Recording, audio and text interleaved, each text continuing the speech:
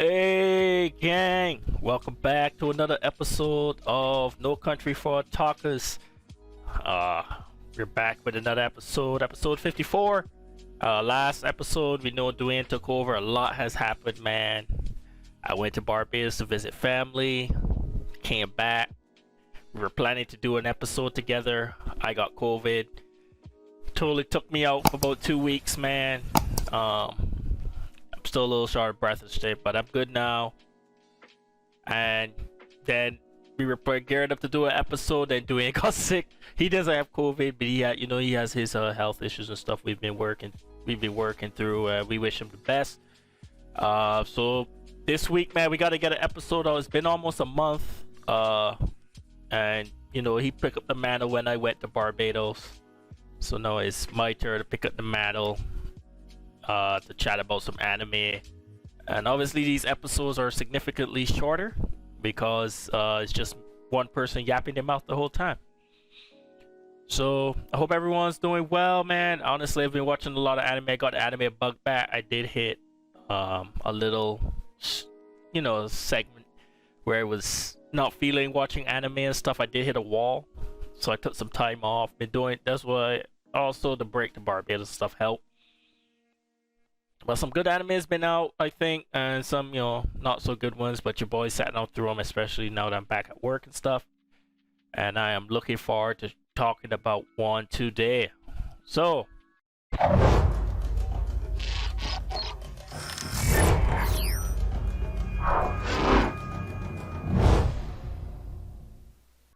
in recent times, in the hey, that boy best, guys. Anyway, in recent times, I think anime goes through like a genre cycle. At one point it was a lot of fighting, like action anime like that. Those are still probably popular, but those were the thing. Then obviously, I don't know if remember when it was a shit ton of mecha. Well, now I think it seems the anime now has really hit the isekai genre, where a person either dies or gets teleported to another dimension or world, and then they're like either really OP or really trash and becomes OP, and then they end up being the hero of that time, stuff like that. I've watched a couple of those, and this week we are going to chat about the Realist hero rebuilt the kingdom. Also known as Reconstruction. Is this directed by Takashi Watanabe? I apologize if I butchered these names. Written by Xiao Zappa, Hiroshi Oinagi. Gosh. The studio that did the animation is J.C.Staff. 26 episodes. 26 episode season. Obviously there's a light novel to it and stuff. And that's what I'm planning on talking about today, man. Be sure to drop a comment, like, subscribe. I know that we hit about 300 subscribers, which is insane to think with all the different stuff. As you can see, the channel doesn't really have a clear focus. But we definitely kept with the anime podcast from the beginning, and to be at 300 early, because honestly the goal was to reach 100 subscribers this year, and to be at 300, even though I haven't had much subscribers since I hit 300, but just to get there is pretty cool. And I want to thank all subscribers. Be sure to check out all the content on the channel. So yeah, just a quick cover on what this anime is about. Give me a second. No, it's live. So Kazuya, which is he is suddenly summoned to a fantasy world and betrothed to the princess. Kazuya Souma is crowned the new king. Unlike the royalty before him, he won't be using swords and magic to rule. Will administrative reform really get the kingdom back on track? Like I said, it's 26 episodes. It's a harem. Definitely a harem. Fantasy. And obviously I said isekai. And honestly, man, this when it comes to this anime,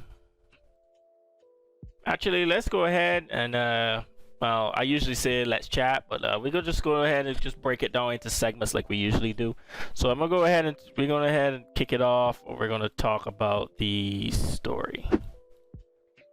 I really think the story for this anime is definitely different when it comes to isekai.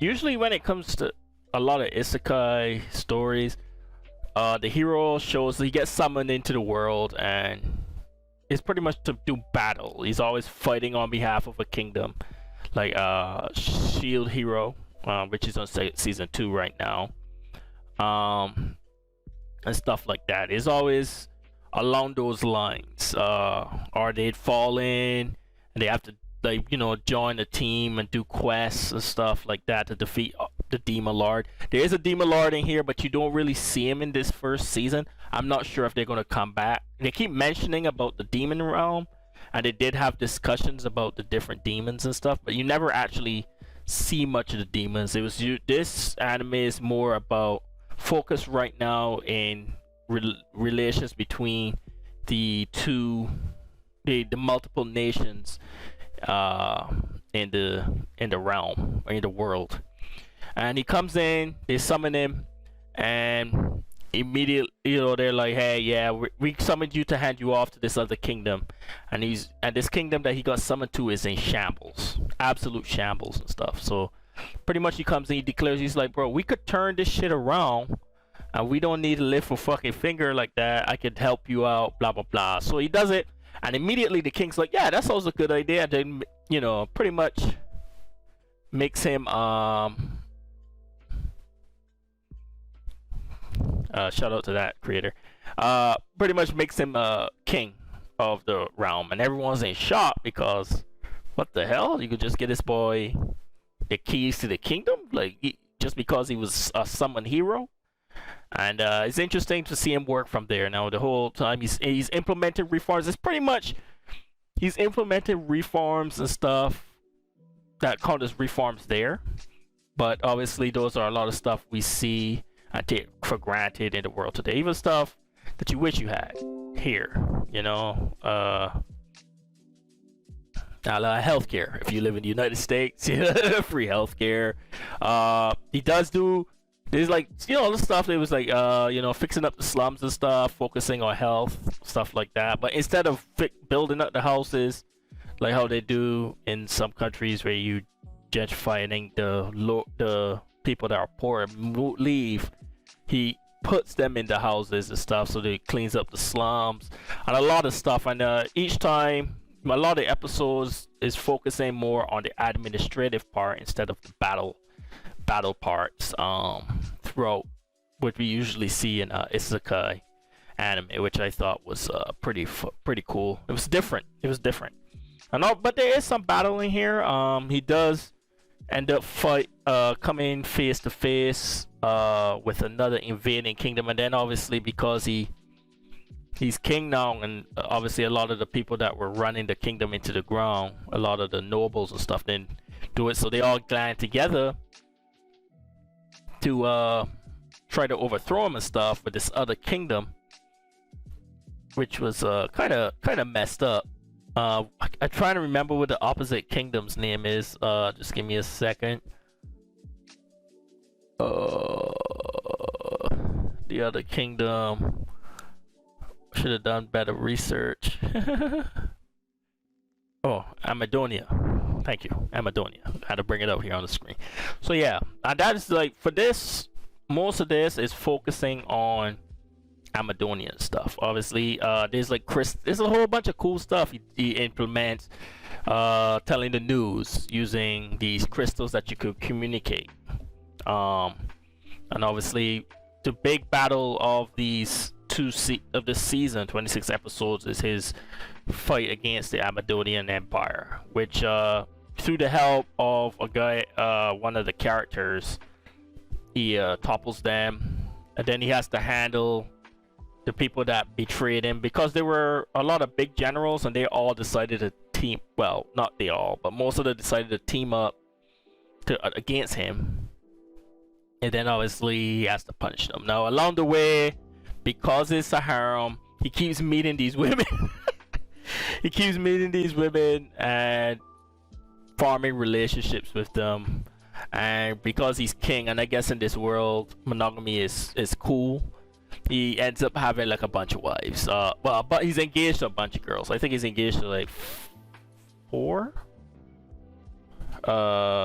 Let's see, 1, 2, 3, 4. Yeah, it's 4. And this girl down here at the bottom here, if you could see on the screen, and he pretty much adopts her. And he also does this cool thing where he sends out the message to the thing, hey, if you have any special skills, come and talk to us. And they come in, and you know, he recruits a whole bunch of guys. He recruit a guy, they had a food shortage. He recruits this guy that was really good with food, and he sent him out into the world and stuff to find different food replacements to their usual foods. This girl here, I really should write these names. She is good with, she has a very beautiful voice and stuff, and I think one of her mom is like a general, a navy general or a navy admiral or something. So he uses her, and she sings on the broadcast and keeps the country inspired. She's a dark elf. She's pretty much his bodyguard and stuff. Ends up being engaged to him, and this is the Princess Lucia, which is the daughter of the former king and queen. So, and even though they have this harem thing going, you could tell which girl is the main love focus. Like, oh, there was a scene in there where he got hit. He didn't really get hypnotized, but it was like therapy, and the guy the woman put him under, and asked him what he thought about each girl. And she said something nice about each girl. She's my rock, she's my protector, she's you know, she's good with money, yada yada yada. But when he got to Lucia, I thought it was cool because he said, if there's anything I have to say to her, I'm gonna say it to her face. And I thought that was pretty cute, you know. And definitely at the end of the season, they do have a really, not really the end of the season, like probably the episode before, it was like Happy New Year, but they didn't really celebrate it like that. They just fired off some some fireworks and stuff. And he pretty much kisses her. He tells her he loves her, and that's the only female character that he actually says that to. So you could tell that she was the main girl. And I wish they just didn't do harem and just had her as the main girl. But you know, fan service. Like I said, he finds a bunch of talent to help with his administrative fees. It was actually pretty. There was also there's another kingdom. There's another kingdom with the queen. She's like pretty important. But I know it's this character right here. Oh my god, I wish I did a better job. I'm so bad with names. Dwayne's always here to help me. Dwayne's always here to help me. But obviously, it's a lot. Like I said, it's a lot more negotiating. When he takes over Amadonia after he wins that war, it isn't just, you know, pillage and shit like that. You know, he pretty much brings them on. They were under dictatorial rule and stuff for a little bit. All the money went to the military, yada yada yada. And he pretty much takes them over. Then he conquers them, and he like exposes them to freedom. Pretty much like, hey, you can express yourself, you can paint it. He gives the money back to the people, stuff like that. And then the son of the former ruler comes back, and he's like, yo, well, I have claim to this. And he's like, okay. So he makes them pay reparations for a little bit, and gives them back the kingdom. And then with a short time, that guy loses the kingdom because he goes back. He starts doing all the shit that he was doing before. Taking the money, giving it to the military, hoarding the money, yada yada yada. And the people rebel, so they end up back under Kazuya Souma's rule again. and I thought that was pretty. It was pretty cool because he didn't want. He gave it back. He knew that it was about to happen, man. He knew, and that's how he meets the sister of that former ruler, Amadoni ruler, and she ends up being his wife. But she's like merchant. She like does the money thing pretty good, so that's how her role in the whole show. She comes in later though. So for the story, if you're looking for combat and stuff like that, there is a little bit of that in here, but it's not really combat story. This is really heavily focused on administrative stuff and implementing different laws and stuff, procedures to get a kingdom back on its feet after being surrounded by different enemies and stuff like that. How to do diplomatic stuff. There's a lot of diplomatic stuff in there. So if you like that stuff, definitely a lot of talking, a lot of monologuing and stuff like that, I think you'll like this anime. But if you're looking for combat, this anime for it. Ain't really the one if you're looking for battle. So when it comes to story, man, I'm gonna give this out of 5. I'm gonna give this a 3 out of a 3.5 out of 5. I thought it was solid. It was cool. Unfortunately, because I'm judging this on the anime alone, it's only 26 episodes, and because it's only 26 episodes, man. Because it's only 26 episodes, there's so many story left out. What about the demon region? We have nothing coming from up there. What's the difference between demons and monsters? There's a little thing that they had a discussion in there where they went over that. That they went over that briefly, but they got left hanging. There's another kingdom that's like super religious. They're starting to like poke in there, so we still waited to find out what that's about. When does he meet the actual queen from the empire that created the United Nations Accords and stuff like that? There's still a lot of stuff going on that needs to be further explained, and I haven't heard anything about season 2 or anything. So another batch of anime. So there we go with a 3.5. Next, we're gonna talk about characters. All right, man. So when it comes to characters, man, there's a lot of characters, especially what you expect from diplomatic anime, and obviously there's the whole roster of women, and you start to realize that each person is pretty much just like a placeholder, like a cabinet. You have the dark elf girl, she's like combat. The girl in the blue, she's almost like a ninja. His little sister could talk to different beasts and stuff like that. So I assume that she comes in really handy as time goes on, talks to different animals and stuff like that. You have the merchant. I think as far as characters, every character does fit into this story like a really good puzzle. And even I think if you remove some, I don't think any of the characters really miss like that. Especially because the story really isn't done. Lucia to me is definitely the most important female character in here to me. The king and queen, they're there, but they're not really there for most. The previous king and queen, they're not really there for most of the show. They do have a story at the end that explains why he gave up the rules so easily to him, and I think to me that was it. It was like an explanation, like, you're going through this right now because this happened to me, and I think it was a good little twist. I actually like. I'm sorry, that's pretty interesting. So that comes like way at the end though.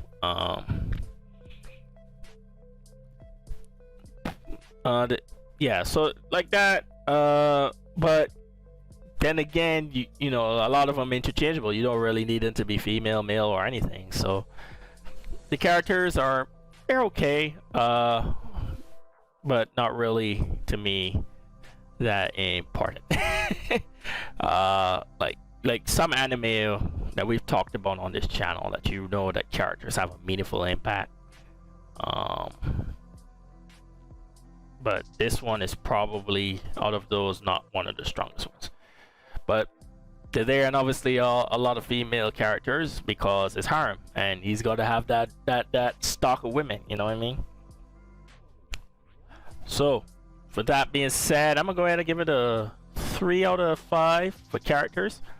They're there, they serve their purpose, but I don't feel a meaningful impact outside of the two main characters, which would be Kazuya and Lucia. I can't remember the names, man. That's to show you how the impact of a lot of these characters, you know. And then obviously you meet a lot of characters that are only there for like an episode or two until he implements his reforms and stuff to help fix the situation.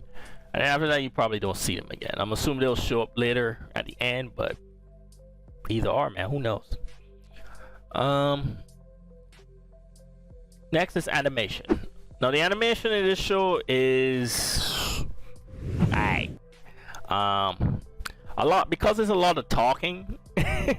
It's a situation where you just have literally a still shot of two characters facing each other, and obviously you don't hear much, so it's just like a lot of anime, like not a lot, but some of the anime you'll see, there's a lot of when they're talking, like, and you know something's going on, that the way it's drawn, the grass is moving, the hair is moving, stuff like that. Everything here is still, and it's literally just the mouth.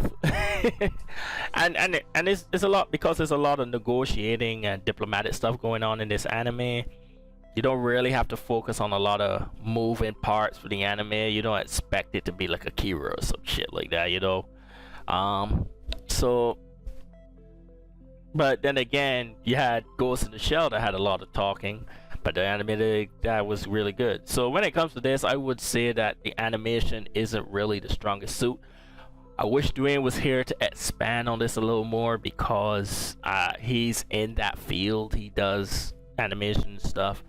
That's his thing. So he's able to better explain. But from a guy that's not really into that world, just explain it to you from a layman's point of view, it's noticeable after a while that it's just like, yo, it's just literally just mouth movement. Like the hair doesn't move. There's not a lot interacting with like environment and stuff like that, except when they have to walk away and stuff like that. Obviously because there's not a lot of combat sequences and shit like that, there's no need to have a big, well-drawn combat sequences, you know what I mean? Like that, I think there was like a part they fired arrows in the sky, it was just like, and then it like transitioned to the head, then get explosion and stuff, but it's nothing really major. And obviously because it's not really that big of a combat anime, so disappointing a little bit, but you know, it fits the type of anime that it's trying to be, so I can't knock them too bad at it. But when it comes to visually pleasing me and stuff like that, we got to get this thing a 2.5 out of 5 for me. But it works. I'm not gonna say it was terrible. It's just I've seen better, and we kind of have like a bar here. So 2.5 out of 5 for animation stuff. All right. It's so much shorter when you don't have someone to bounce to talk off of. Anyway, so with that being said, guys, moving on to the overall ratings. All right, so overall, so remember, if we talk about story, I give it a 3.5 out of 5. We did characters, which was 3 out of 5, and then animation 2.5 out of 5. So with that being said, everything come together, I'm gonna go ahead and give this a 3 out of 5, middle of the road, solid anime. I think it's a good 26. I don't think you're gonna feel like you wasted your time. If you like for the fan service and stuff of the different women, it has it in here. There's comedy. If you like diplomatic stuff, you like negotiating, stuff like that, this is the anime for you. If you're looking for action, stuff like that, there's a little action in here, but mainly the action, after the action finishes, then you hear like the whole tactics and stuff behind the actions. Then you're like, okay, so it kind of pulls you back into a lot more dialogue, a lot more diplomatic stuff. It's cool to see him implement the reforms, man. It was cool to see that. It was interesting, you know. And then you know how anime do to explain all the reforms and stuff he put in. And he's nowhere perfect. It definitely has sometimes he has some hiccups and stuff, and he fell into some like, am I doing the right thing? Yada yada yada. But it was definitely worth it. And 3 out of 5 I think is a really good rating for this anime. And if you watch it, man, I think it's worth it, man. 26 episodes. It goes by pretty smooth. The first 12 episodes definitely are the strong suit. The back half of the anime starts to feel a little fillerish, right? After that initial battle and stuff with Amadonia, the back half of the anime does start to fucking feel like it dragged a little bit, and it's definitely the weaker half, the back half after like episode 12, 13. The following 13, especially the last 6 episodes, start to feel like filler stuff. And then you get the explanation from Lucia's parents, the former king and queen, and then it pretty much just wraps up after that. And all we could do is hope that they brought more, or you could read a light novel. I want to watch it as an anime form. I think it was pretty cool. So yeah, that's the wrap up of the Realist hero rebuilt the kingdom, who rebuilt the kingdom, or reconstruction. 3 out of 5. Moving on, let's go ahead and jump into shooting the shit for a little bit. We'll talk about some movies and stuff.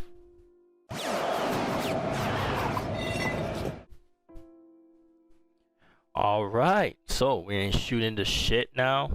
And hey, got some good stuff, man.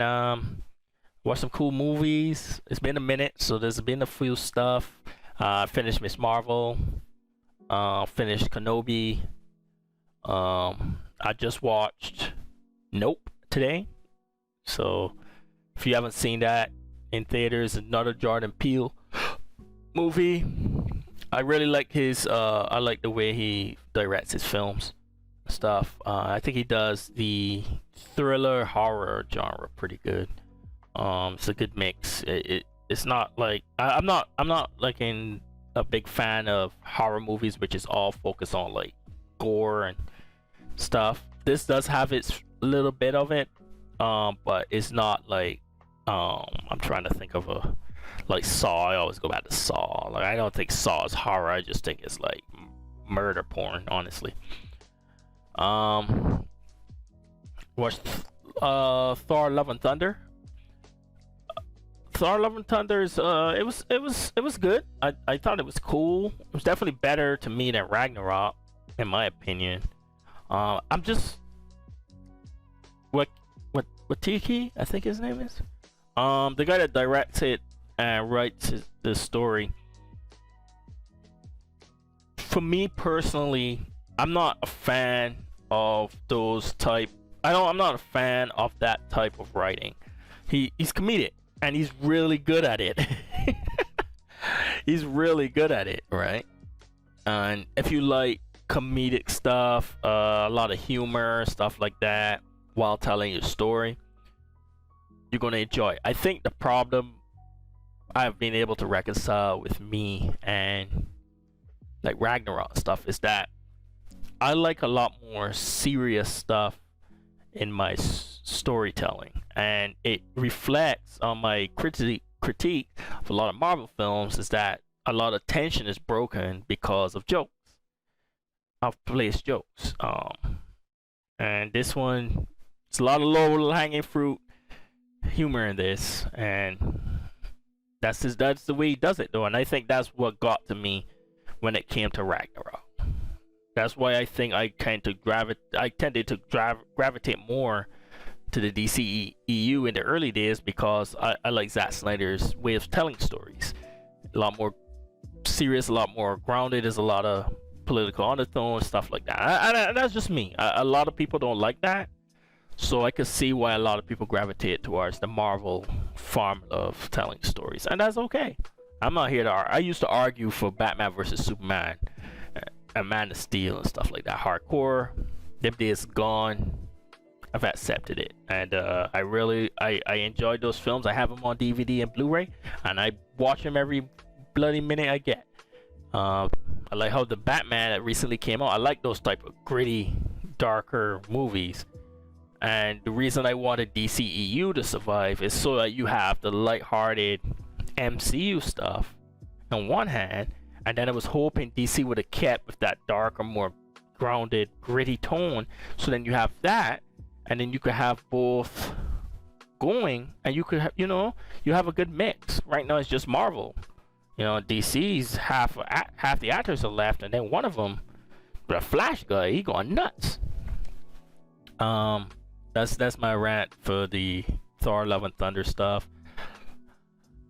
As for the Kenobi was cool. I thought Kenobi was cool.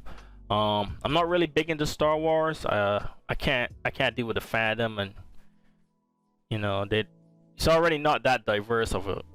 I mean, outside of like aliens and stuff, it's not really that the main cast isn't really that diverse to me, and I just never really got into it. And then every time something comes out and the black girl shows up on the screen, the worst part of the fandom gets the loudest, and it just turned me off. I still watch some stuff like Mandalorian and stuff, but I'm not a fan. But Kenobi was cool, especially the fight at the end. I really enjoyed that, so I think you should catch Kenobi. If you around my age, you grew up watching the prequels, which in hindsight wasn't really that bad. The Clone Wars was a little weird, but if you add in the cartoons and stuff, it actually makes perfect sense. That was the problem. Like, you gotta add in the cartoons.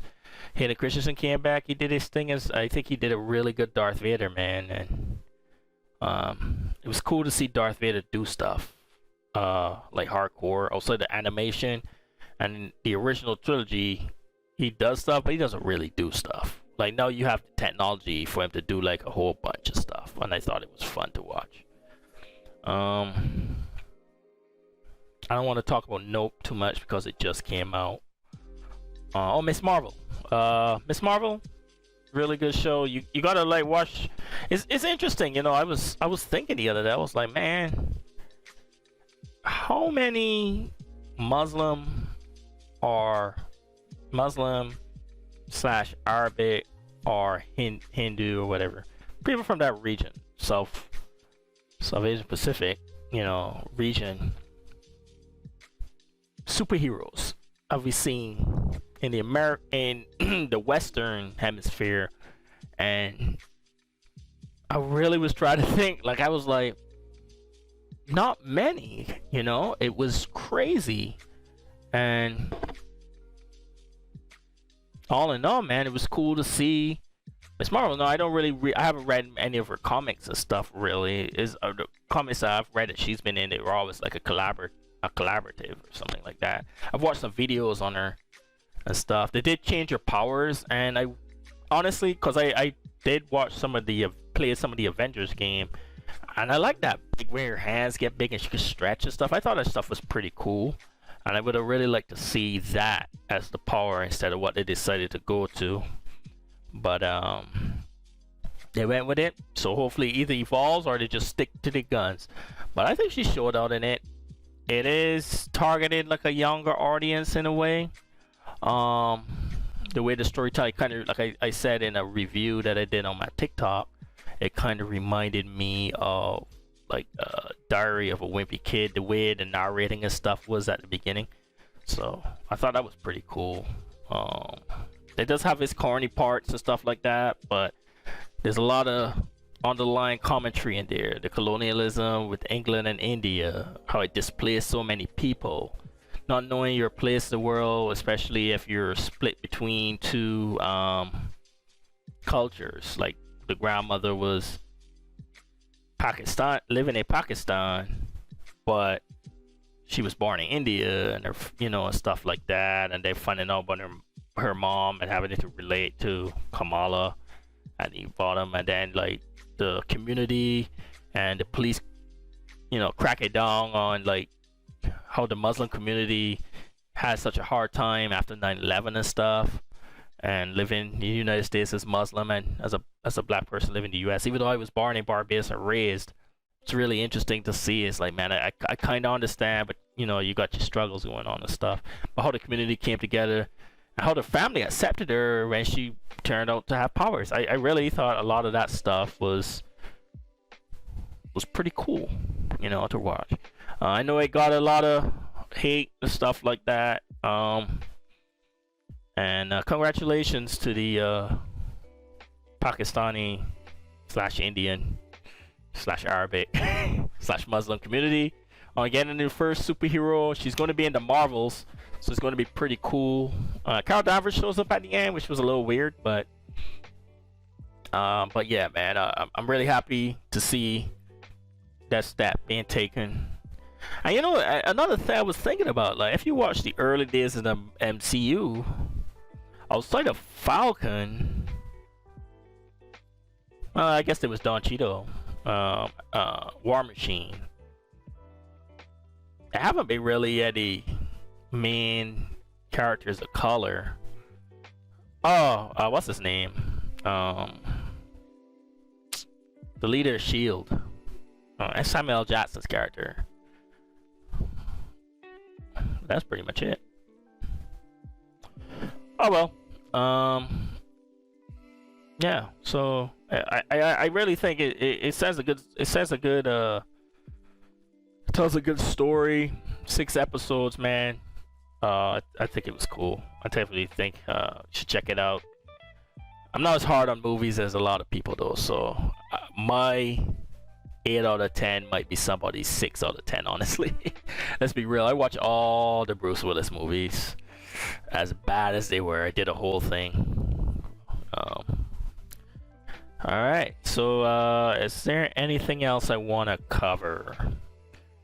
I think the next anime I'm going to cover is Shamu? Shamu?